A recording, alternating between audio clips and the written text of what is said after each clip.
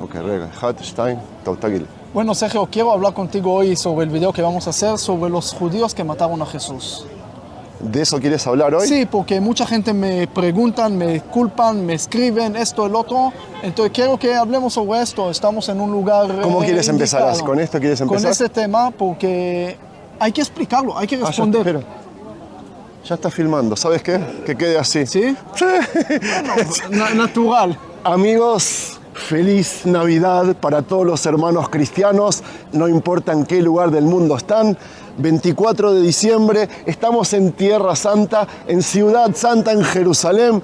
Qué mejor lugar para nosotros para enviar un saludo de feliz Navidad para la gente. ¡Merry Christmas! Así es, primero de todo corazón, antes de hablar y de todo, les deseo de todo el corazón feliz Navidad, felices fiestas, a todo lo que los amigos cristianos, estamos hablando 2.3 billones de personas que celebran, entonces nosotros estamos con ellos deseándole todo lo mejor.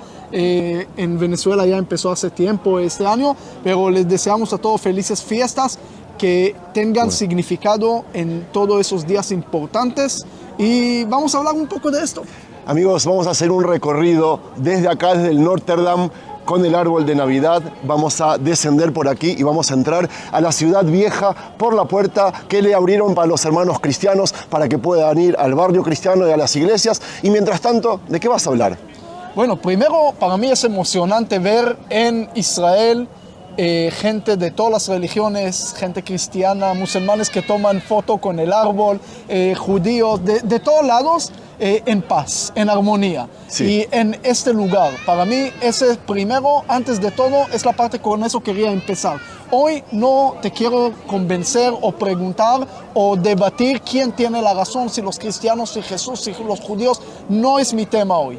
Hoy quiero hablar del pasado, presente y futuro de Jesús y de la forma como los judíos lo vemos. Porque eso es muy importante para mucha gente y creo que lo podemos hacer bien, con mucho respeto y con mucho amor, ya que venimos del mismo ser humano, somos la misma familia. Tenemos que saber que tenemos metas grandes en común. Mientras la meta es más grande, las diferencias van a ser más pequeñas. Ok, prometimos que vamos a empezar a caminar, pero antes vamos a presentarnos. Les habla Sergio Bacari del canal Bacari Suelto en Israel. Gracias por ver este video y visitarnos, y los invito a visitar nuestra tienda virtual, amigos. Y hoy otro video con el rabino Yosef Garmón. ¿Desde Israel? Desde Israel, y empezamos a filmar. Sí, empecemos a caminar. Empecemos a caminar. Bueno, en uno de los lugares... Vamos a mostrar el árbol entero, sí, con tanta gente, sí. Y mientras estamos hablando, y están viendo el árbol, la historia es también como un árbol, crece poco a poco, y quiero que entiendan el contexto histórico. Antes de cualquier cosa, vamos a hablar. Todos saben que el pueblo de Israel sale de Egipto en el año 2448 del calendario judío, hace 3300 años más o menos. Construyen el primer templo de Salomón, después se destruye por Babilonia y van al exilio 70 años, regresan de este exilio y construyen el segundo templo, ¿verdad? Ahí en el segundo templo pasan todas esas cosas. ¿Qué pasa en el segundo templo? Bueno, hace poco... ¡Qué lindo! Sí, mira, bonito. Con eso podemos viajar en nuestro viaje histórico para entender qué pasa en el segundo templo cuando acabamos de celebrar Hanukkah, que tiene que ver también con casi la misma época. Estamos hablando de hace 2200 años. Después de Alejandro Magno se divide el reinado de él, el imperio, en 4. Bueno, la parte de Siria e Israel lo toman el imperio seleucida y empiezan decretos contra los judíos. Los judíos se rebelan 8 veces. 8 veces se mueren muchos judíos, se mueren del Seleucida, hasta que logran recuperar el templo. Cuando logran recuperar el templo, algo muy interesante, le manda uno de los emperadores del imperio seleucida a Shimón, el Hashmoneo, le dice: oye, devuelve la tierra a nosotros, hablando de la tierra de Israel. Y Shimón le responde algo muy importante que hasta hoy sigue relevante. Dice: nosotros no conquistamos una tierra ajena, regresamos a nuestra casa y nadie nos va a mover de aquí. Entonces es también interesante que hoy en día todo el mundo está celebrando esa fiesta que tiene que ver con una persona que caminó aquí, estaba aquí como estamos caminando hace 2000 años, Y él celebró en Bet HaMikdash en Hanukkah también, celebró su Bar Mitzvah en Hanukkah, y todavía hay gente que niega la conexión judía con la tierra de Israel. ¿Ok? Pero seguimos un poco después de Hanukkah y de los Hashmoneos.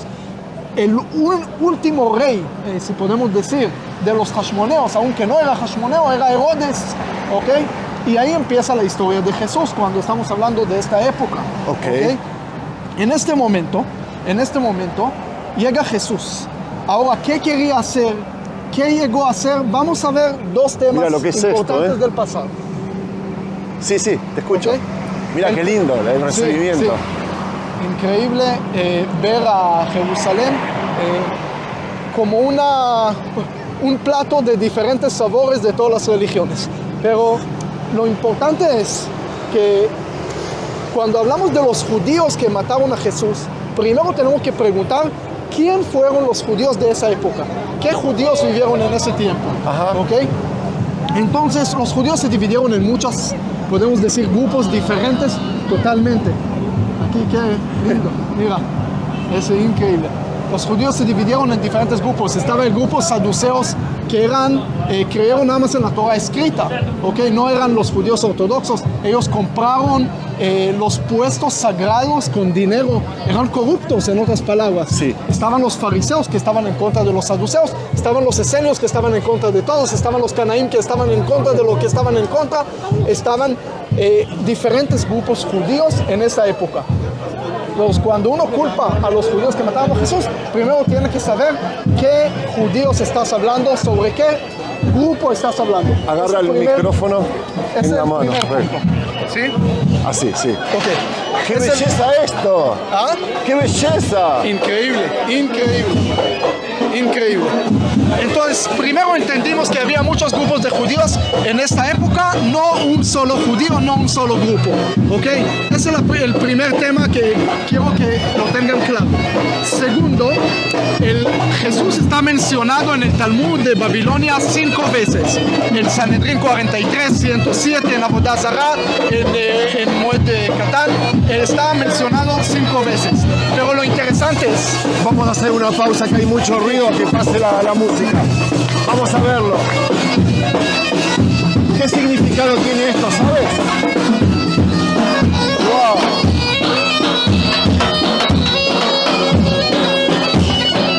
Es un instrumento escocés. Muy lindo.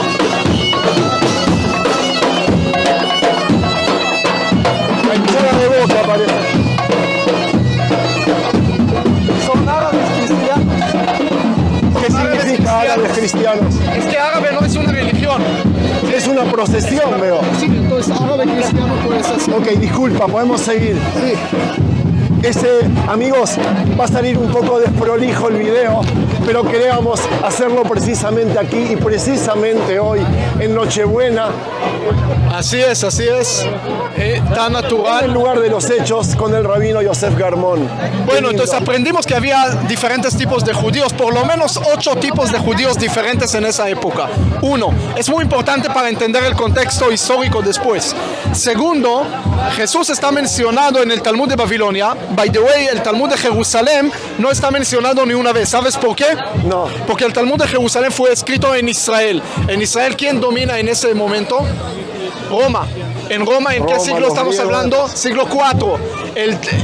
Justamente en el mismo siglo que Constantino agarra a la religión cristiana como la parte de la religión romana. Entonces los judíos en Israel, del Talmud de Jerusalén, no pueden escribir nada en contra del cristianismo, en contra de Jesús o algo por miedo de Roma. Pero el Talmud de Babilonia, ¿dónde está escrito? En Babilonia. ¿Quién domina Babilonia? Persia. Y el reinado de Persia, el imperio persa, está en contra de los romanos. Así que pueden escribir cualquier cosa sin tener miedo. Después, parte del Talmud fueron sacados por la censura en diferentes épocas. Pero ¿qué está hablando el Talmud? El Talmud está contando una historia, tal vez la historia más conocida sobre Jesús y los judíos, es que era alumno de un rabino muy importante, de Rabbi Yoshua ben Pachia, de la época de las parejas. Había parejas de rabinos que eran líderes antes de los tanaítas, líderes de la generación, y Rabbi Yoshua ben Pachia era uno de ellos, y Jesús era su alumno. Entonces, primero, para entender que es un nivel muy alto ser alumno de ese rabino tan importante, quiere decir que Jesús tenía un nivel muy muy alto dentro del judaísmo de aquella época. Ajá. Primero, pasó algo ahí con el rabino, con una señora, y el rabino se enojó mucho con el alumno de él, Jesús, y no lo quería recibir. Jesús llegó una vez y el rabino estaba haciendo Shema Israel y le hizo así, como venga después. Shema Israel, ¿cómo se hace? Así. Entonces Jesús lo interpretó que el rabino no lo quiere recibir y se fue e hizo idolatría según el Talmud. Entonces dice el Talmud una conclusión muy interesante. Dice, nunca puedes rechazar a alguien de tus dos manos. Porque miren lo que pasó cuando Rabbi Yoshua ben Paja rechazó a Jesús y mira lo que salió en contra de Israel después. Nunca rechazamos a alguien. Abraham rechazó a Timná, salió a Amalek. Y después en Mahoma, nunca podemos rechazar a alguien. Esa es una conclusión del Talmud sobre el tema de Jesús. Pero ¿cuál es el problema de esa historia con el Jesús? Porque Rabbi Yoshua ben Paja vivió hace 2200 años aproximadamente. Y la última historia de Jesús habla sobre Rabbi Akiva casi 200 años después que empieza el conteo, es decir, la era moderna. Entonces, estamos hablando de un lapso de tiempo más o menos de casi 400 años. Jesús no vivió 400 años. Entonces, ¿qué está pasando aquí con esas historias? Entonces, según algunas opiniones, existieron varios con el mismo nombre, o según otros era apodo que Jajamim le dieron a las personas como iniciales y no como un nombre. ¿Ok? Entonces, ese por este lado, de diferentes tipos de o personas con el mismo nombre, porque el nombre Yeshua era un nombre muy común en esa época y no necesariamente que había solamente Yeshua uno. O Yeshua. Es decir, no es Yeshua, no es salvación, es Yeshua. ¿Ok? Para algunos lo pueden interpretar así, pero en fin, para que entendamos, hay diferentes historias de diferentes personas que después se unieron a la misma historia. Ajá. Pero no es el punto más interesante. Después, ¿qué pasó? ¿Qué hizo Jesús que los judíos se enojaron con él y los judíos no lo mataron? Incluso según Juan 18, los judíos no podían matar ni una mosca en esa época, sino los romanos dominaron a Israel a través de comisionarios. Y el comisionario que era Pilato, que él dominó Israel, él hizo el orden que mató a Jesús. Ahora, ¿los judíos lo podían salvar? Sí. ¿Por qué no lo salvaron? Para eso tenemos que entender el contexto histórico que acabo de contar. Los judíos sufrieron tantos sufrimiento en esas épocas de los Hashmoneos, del Imperio Seleucida y después, que cada persona que parecía que va a rebelar en contra de Roma podía causar otra tragedia al pueblo judío, como pasó con Bar Kokhba en el año 132. Por eso Jajamim, los sabios de Israel, tenían mucho miedo de personas que eran un poco diferentes, que tal vez podían hacer algo, porque algunos acusaron a Jesús que era el Mesías, algunos dijeron que llegó a romper el templo. Para Roma podía ser una amenaza, parecer como una rebelión, y ellos no lo podían aceptar, y por eso los Jajamim no lo querían salvar en esta época, ¿ok? Por no tener miedo o problemas con Roma. Según otras interpretaciones, lo que Jesús llegó a hacer era, según algunos que dicen, Cordero de Dios, que llegó a expiar los pecados. Entonces era un plan divino, entonces tampoco se puede culpar a los judíos. En conclusión de lo que quiero decir aquí, no podemos culpar a los judíos, primero porque había muchos tipos de judíos, segundo porque los romanos mataron y no los judíos. Los judíos nos salvaron porque no podían salvar a todas las personas que para los romanos podía ser una amenaza, y al final también era un plan de Dios. Entonces no es el punto de culpar a los judíos en eso. Haga una pausa un segundo. Sí, quiero decir algo mientras tanto, que yo creo que en todo el mundo hoy, la noche del 24, es un día feriado. Uy, mira el perro también de Papá Noel. Es un día feriado en todo el mundo, porque acá en Jerusalén justamente los cristianos, los hermanos cristianos, salen a la calle a hacerse ver. El año pasado me lo explicó un sacerdote católico y me dijo que es la forma de ellos de hacerse ver. Quieren llamar la atención, para atraer la atención del público, para decir que están aquí presentes. Sí. Tú sabes que hay un problema en el mundo con los cristianos, claro, y más en esta zona. Están desapareciendo de todos lados, y por eso es importante acá mantener a la población cristiana, que incluso dentro de la tierra de Israel, donde los musulmanes tienen soberanía, lugares como Belén, ha bajado 80%. Aquí es el único lugar del Medio Oriente que la población cristiana está en aumento. Ajá. Pero creo que también aquí es el lugar de los hechos. Si no sales aquí, ¿dónde vas a salir? Es decir, aquí está el lugar de los hechos más importante y por eso cuando sales aquí puedes oler la historia, puedes oler parte de la historia y es algo bastante importante de lo que estamos hablando. Pero aparte de todo eso que hablamos, ¿ok? Según muchas opiniones históricas, Jesús llegó a hacer algo en contra de los corruptos del templo de aquella época, cuando levantó varias mesas que eran de cambio de dinero por sacrificios. ¿Ok?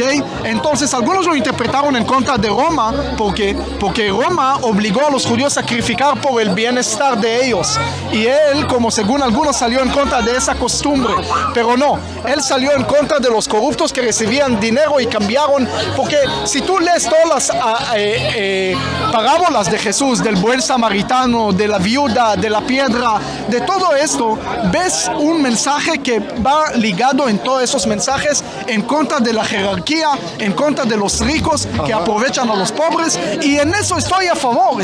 ¡Viva Argentina! Amén. Y estoy a favor de esa opinión de lo que él, porque lamentablemente en la época del templo había bastante corruptos y lo que Jesús hizo en esa época era correcto, es decir, en contra de... Es más, nosotros reconocemos que había bastante corruptos en esa época. Nadie está en contra de eso. Ahora bien, entonces, aparte de esto, hay algo astronómico también en conexión entre la historia de 25 de diciembre, 12 alumnos, 3 días de resurrección, la cruz, el sol, todo esto se repite con Mitra, con Iris, con Krishna, con Urus, con varios dioses en las mitologías del mundo. ¿Por qué?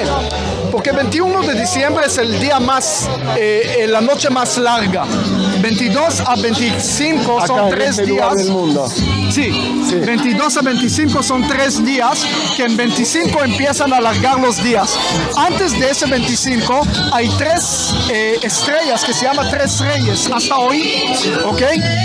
Que ellos señalan dónde va a salir el sol. Okay. En 22 de diciembre el sol, o la puesta del sol, está la constelación de las estrellas como cruz. Entonces el sol muere en la cruz, ¿ok? Pero después, en 25 de diciembre, 3 reyes avisan el nacimiento del sol. 12 alumnos, discípulos, son 12 tribus, 12 signos zodiacales. Wow. Es decir, hay algo bastante conectado de la astronomía con todos esos símbolos religiosos. ¿Y por qué digo esto? Porque según Maimónides, según Rav Kook y otros pensadores, lo que Jesús hizo y el cristianismo tiene mucho propósito en este mundo. Propósito positivo de llevar a creer en un solo Dios, es decir, de un mundo politeísta que creía en muchos dioses a creer en un solo Dios. ¿Para qué necesitamos a creer en un solo Dios? Primero, para quitar respuestas, antes para responder por qué hay maldad, por qué hay Dios malo, Zaratustra y otros, y así puedes responder. Cuando no tienes respuestas, Dios es único, tienes que empezar a trabajar para traer solución. Entonces, por eso el judaísmo tiene propósito de creer en un solo Dios, y Jesús llegó a unificar también eso. Y por eso, cuando me preguntan, ¿crees en Jesús o no crees en Jesús? Bueno, como Mashiach, esperemos cuando venga. Y le preguntamos Si es la primera vez o la segunda vez. ¿Para qué discutir tanto hasta ahí? Entonces, primero tenemos que respetar uno al otro, tanto en común para hacer. Segundo, como persona que peleó en contra de la corrupción, estoy totalmente a favor. Los judíos mataron, no mataron. Y como una persona que llegó en un propósito divino, como dije, conectado con la astronomía y todo, es fabuloso, es muy importante para el judaísmo, para todo el mundo.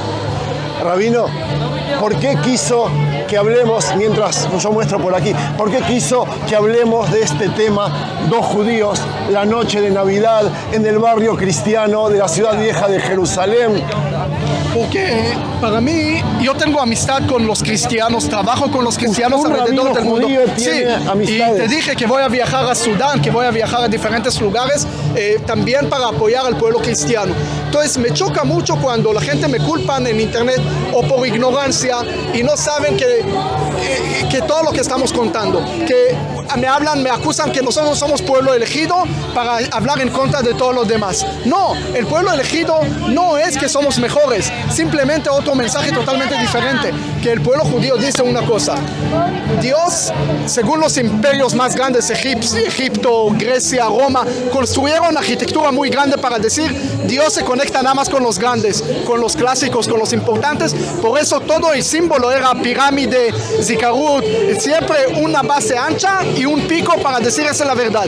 El judaísmo es al revés, es menorá, candelabro, es una base pequeña y se abre porque Dios escoge a los cristianos, a los musulmanes, a Esaú, a Ismael, a todos, pero la noticia aquí es que escoge también al pequeño, al rechazado, al humillado, para dar esperanza a todo el mundo. Nadie está alejado de Dios, no puedes rechazarte de Dios. Dios te escoge aun cuando estás pequeño, aun cuando estás... Para mí ese es el mensaje más potente de eso y quería transmitirlo como un judío, con amor, con respeto. No tenemos que estar de acuerdo, tenemos mentes diferentes, pero el corazón siempre tiene que ser lo mismo.